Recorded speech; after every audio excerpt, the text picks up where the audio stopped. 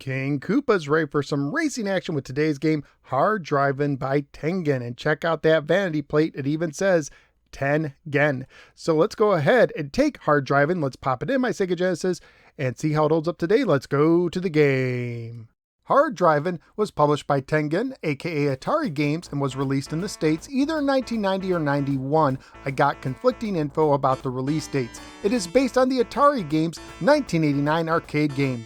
The back of the box says the following: sure, driving a real high-performance car can be quite a blast, but where can you go to do vertical loops, high-speed races, and high-flying jumps? In Hard Drivin, that's where. Hard Drivin is so real you'll feel like you're burning up the road in a high-powered car. 2 tracks provide plenty of challenge. Put the pedal to the metal on the speed track, or get airborne on the radical stunt track. Jump a drawbridge, do a 360 loop. The true 3D screen display will have you hanging on for dear life. If you lose it, you get to see an instant replay of your accident. Like the incredible arcade hit, this Hard Drivin is looking for a few hard drivers. No license or cars required. Hard Drivin is a racing game for 1 player only. At the title screen, you can press A, B, or C to bring up the options screen. Here you can change which lane traffic drives in, whether the speed is measured in miles per hour or kilometers per hour, change whether shift is normal where C and up shifts up, or reversed where C and up shifts down, choose a normal game or practice game without timer or traffic, and choose your difficulty from easy, medium, or hard.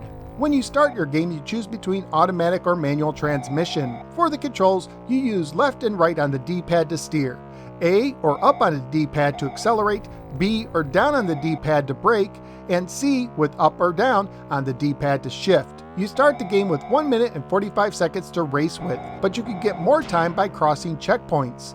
When you start, you can stay straight to race on a course meant for speed, or veer to the right for a stunt track featuring a giant loop-de-loop and jump. Throughout the game, speed limit signs will give you a good idea what speed you should be at in order to complete curves and stunts.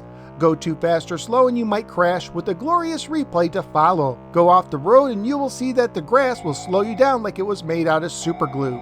On the bottom left is the best lap time in the game. This always starts with the Phantom. If you manage to beat his time, you will qualify to race him in a championship lap once you have run out of time. Since he is the Phantom, you cannot crash into him when racing, but rather drive through him. If you beat him in a one-on-one single lap race on the stunt track, you win the game, and now your time will be on the bottom left. If you manage to beat your own best time, you will face a ghost version of yourself from the previous race. However, there is no battery backup in this cartridge, so this will be erased when you turn off the system. Scoring-wise, you gain points for driving distance gained on the road. Get a top 10 score and you can enter your name, but again it only lasts during that gameplay session. Graphically speaking, the game features a cool instant replay for crashes, and when it's paused, it looks good for an early polygonal game, but it can be very choppy when in motion. The music is solid, but the sounds are just okay, with the tires screeching borderline irritating. On the bright side, I really like when the cow says moo when you hit him. Family friendly wise, the game would most likely get an E for everyone rating it for release today, especially since you cannot really harm the cow. Currently at PriceCharting.com, the game has a value of $6 loose, $9 complete, and $25 new. So what do I think of Hard Drivin on the Sega Genesis? This game is a guilty pleasure for me.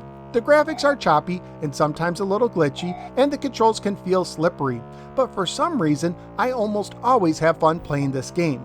Part of it might be how quick it plays. You can literally beat the game in about 5 minutes if you have the skill. I also like the 2 courses, and crashing can actually be fun thanks to the instant replays. And don't forget, the cow says moo.